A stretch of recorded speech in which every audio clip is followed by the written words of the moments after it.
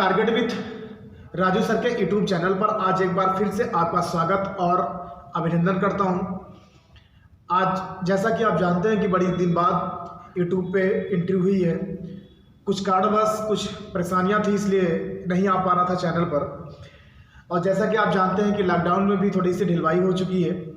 इस समय माहौल जिस तरीके से चल रहा है, पढ़ाई को भी हम लोग तेज़ी कर दिया है। जिस तरीके से पेपर हम लोग के लगे हैं ईपी TSS के तहत तमाम वैकेंसियाँ, और जैसा कि आप जानते हैं कि यूपी के तहत आप कोई भी वैकेंसी का अगर पेपर देखते हैं तो लगभग आपको हिंदी से पीछा छूटता नहीं है। और हिंदी के टॉपिक में आप लोग जानते हैं कि सबसे ज़्यादा अगर परेशानियां अगर कहीं भी होती है तो हम लोग कुछ ऐसे ही टॉपिक में परेशानियां समस्याएं होती हैं जहां को हमको रटना ही पड़ता है। लेकिन कुछ चीज़ें आपको सामने अब ऐसा लाया हूँ जहाँ से आपको रटने की ज़रूरत नहीं है। ठीक है, जिस चीज़ को हम रटते हैं वो पेपर तक भूल ही जाता है। ठीक है, तो ये बातें हैं, तो थोड़ा सा इस तरीके से हम लोग चीज़ों को तैयार करेंगे इस चैनल पर कि जो 2 मिनट में आपके टॉपिक समाप्त हो जाए, यानी कि 2 मिनट में 10 रचना 15 रचनाएं आपके दिमाग में आ जाए। ठीक है, तो इसी तरीके से यह टॉपिक रचनाएं ही टॉपिक नहीं, सारे टॉपिक चाहे वो संज्ञा हो, सर्वनाम हो, विशेषण हो, क्रिया विशेषण हो, कोई भी टॉपिक हो, अलंकार, दोहा, सोठा, रस, छंद, कोई भी टॉपिक होगा, हम लोग कुछ इस तरीके से पढ़ेंगे कि चीज़ें बहुत ज़्यादा लंबा करने की ज़रूरत नहीं है, बहुत सारा चीज़ें विस्तृत करने की ज़रूरत नहीं है। उतना पढ़ना है जो एग्ज़ाम पैटर्न से इस समय चीज़ें पूछी जा रही हैं, थोड़ा सा अलग तरीके से।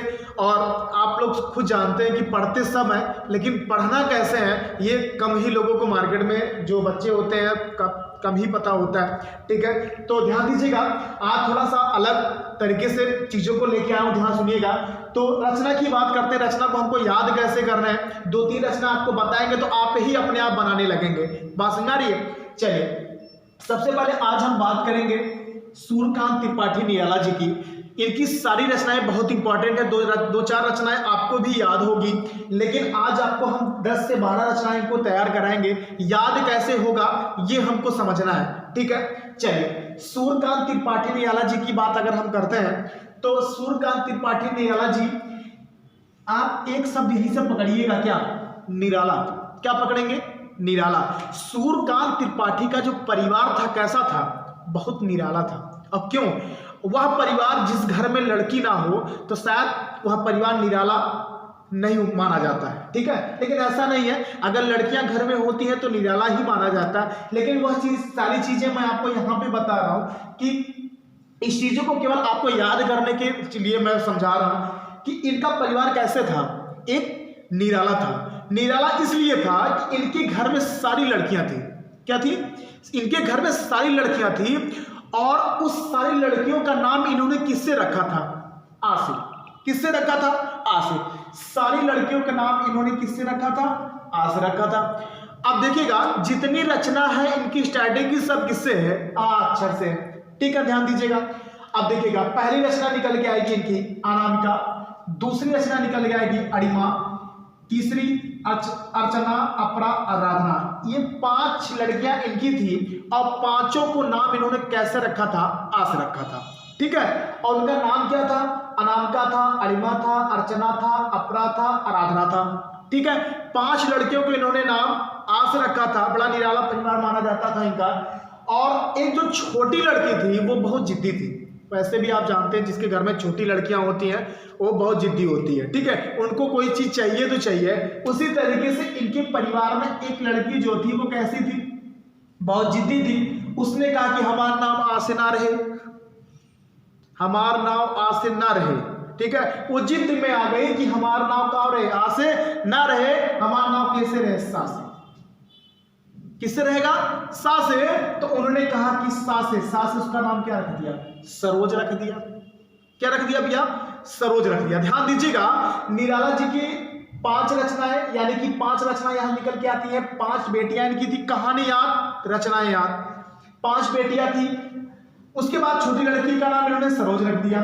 ये सारी लड़कियां क्या करती थी? गीत गाती थी। क्या करती थी? गीत गाती थी। वैसे भी लड़कियां देखिए हमेशा गीत गावा करती थी, है ना? समझ में आवा? ठीक है, देखा। तो ये क्या करती थी? गीत गाती थी। तो ये गीत गाती थी, तो गीत से निकल के आएगा 2 रचनाएं। एक निकल के आएगा गीत का, और एक निकल के आएगा गीत पुंज। एक निकल के आएगा गीत का और एक निकल के आएगा गीत पुंज। और ये गीत कब गाती थी? जब बेला के नए पत्ते निकलत रहे तो। जब बेला के, जो बेला फूल होता है, जब उस बेला के नए पत्ते निकलते थे तब ये गीत गाती थी। और वहीं से दो रचना निकल के आती है, एक आपका बेला और एक आपका नए पत्ते। इनकी दो रचनाएं हैं, बहुत इंपॉर्टेंट है। बेला किसकी रचना है और नए पत्ते किसकी रचना है? एक बात समझ आ रही है? ये लोग क्या करती थी? गीत गाती थी। और गीत कब गाती थी? जब बेला के नए पत्ते निकलते थे तब गाती थी, ना कि कुकुर मुत्ता। जब कुकुर मुत्ता नहीं करता था तब नहीं गावत नहीं भैया, समझ में आवा? ये जब बेला के नए पत्ते निकलते थे तब गाती थी, ना कि कुकुर मुत्ता। और इनकी गीत सुनने के लिए लालायित कौन था? तुलसीदास। इनकी तुलसीदास भी एक रचना है, किसकी? सूर्यकांत त्रिपाठी निराला जी की। इनकी गीत सुनने के लिए कौन लालायित थे? तुलसीदास जी लालायित थे। और इनकी किसके पास इनकी शक्ति थी? राम की इनके पास शक्ति थी, यानी प्रभु राम जी की इनके पास शक्ति थी, शक्ति प्राप्त थी कि ये इतना सुंदर गाती थी कि तुलसीदास जी इनकी रचना, इनकी गीत सुनने के लिए क्या थे? लालायित थे। ये बात समझ आ रही है? अगर आपको याद नहीं हुआ फिर से याद कराते हैं। यहाँ से ध्यान दीजिएगा, सूर्यकांत त्रिपाठी निराला अगर कहीं भी आता है तो आपके दिमाग में ये चीज होना चाहिए कि इनका निराला परिवार था। निराला परिवार में इनकी 5 बेटियां थी। उस 5 बेटियों का इन्होंने नाम किससे रखा था? आ से रखा था। अनामिका, अरिमा, अपरा, आराधना, अर्चना। ये 5 लड़कियां थी, लेकिन जो सबसे छोटी लड़की थी वो क्या थी? जिद्दी थी, इसलिए उसका नाम क्या हो गया? सरोज हो गया। और वो सब क्या करती थी? गीत गाती थी। क्या करती थी भैया? गीत गाती थी। गीत से गीत पुंज और गीतिका 2 रचना निकल के आएगी। और ये गीत कब गाती थी? जब बेला के नए पत्ते निकलते थे तब गाती थी। ये बात समझ आ रही है? और एक बेला के नए पत्ते निकलते थे तब गाती थी, ना कि कुकुर मुत्ता। कुकुर मुत्ता भी किसकी रचना? बहुत बार पूछा गया है। ये बात समझ आ रही है? और कुकुर मुत्ता के बाद इनकी रचना जो गीत गाती थी कौन सुनने के लिए लालायित था? तुलसीदास। तुलसीदास भी इनकी रचना है, पूछा गया है। और इनके पास किसकी शक्ति थी? राम की शक्ति थी। ये बात समझ आ रही है? तो आप देख रहे हैं यहाँ से ये 10-12 रचनाएं हमारे 2 मिनट में तैयार हो गए। अगर आप निराला देखे नहीं कि कहानी याद। बात समझ आ रही भैया? ठीक है, चलिए ये याद हो जाएगा आपको। कॉपी में एक बार 2 बार रिवीजन कर लीजिएगा, हो जाएगा। किसी से अपनी कहानी चर्चा कर लीजिएगा, निराला जी की तैयार हो जाएगी। ठीक है, चलिए महादेवी वर्मा। महादेवी वर्मा जी की रचनाएं भी ये 8-9 रचनाएं हैं, बहुत पूछा जाता है। समझ जानिएगा, ये रचनाएं बहुत पूछा जाता है। याद कैसे होगा? आइए देखते हैं थोड़ा अलग तरीके से। महादेवी का नाम महादेवी क्यों पड़ा? घर में किसी का अगर नाम होगा तो जैसा उसका गुण वैसा उसका नाम। समझ में आ रहा है? ठीक है, अगर आपका नाम गोलू है तो गोल गोल होंगे तभी आपका नाम गोलू होगा। मोटू होगा तो मोट के होंगे तभी मोटू होगा। ये बात समझ आ रही है? तो उसी तरीके से महादेवी एक महान थी। इन्होंने एक महान परिवार में जन्म लिया था। समझ में आया? तो ध्यान दीजिएगा, जैसे जैसे कहानी ऐसे ऐसे इनकी रचना निकल के आएगी। महादेवी का जन्म एक महान परिवार में हुआ था। इनका परिवार कैसा था? महान था। यहीं से एक रचना निकल के आती है, मेरा परिवार महान। किसकी रचना है? महादेवी वर्मा। इनका परिवार महान होने के नाते इनका समाज में इनका क्या बना? एक स्मृति बनी। क्या बना? इनका एक स्मृति बनी। यानी कि इनका महान परिवार में जन्म लेने के कारण इनका समाज में क्या बना? स्मृति बनी। धीरे धीरे इन्होंने तमाम प्रकार के रचनाओं का विस्तार किया। तमाम प्रकार के रचनाएं इन्होंने लिखा। और लिखते लिखते धीरे धीरे इनका समाज में क्या बनने लगा? चित्र बनने लगा। यानी हर जगह इनका चित्रण होने लगा। स्मृति बनी, मेरा परिवार महान है। महान होने के नाते क्या था? धीरे धीरे स्मृतियां बनने लगी। स्मृतियां बनने के बाद और भी तमाम प्रकार की इन्होंने रचनाएं किया। रचना करने के बाद चित्र से क्या निकल के आएगा? अतीत के चलचित्र। चित्र बनने लगे तो क्या निकल के आएगा? अतीत के चलचित्र। अब भैया घर में खुशी मनाई जाने लगी। इनके घर में खुशी मनाया जाने लगा कि महादेवी वर्मा जी की क्या है? समाज में चित्र बन रहा है, स्मृतियां बन रही हैं। समझ में आया? तो भैया जैसे संध्या घर भवा, जैसे संध्या भवा, वैसे गीत गाने स्टार्ट हो गया। वैसे ही गीत गौने स्टार्ट हो गए। और संध्या गीत से एक रचना है कि बहुत पूछा जाता है संध्या गीत किसने।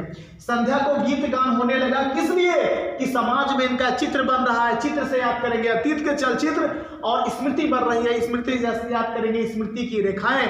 और पहला हमने क्या बताया, मेरा परिवार महान, इनका एक परिवार में महान होने के नाते।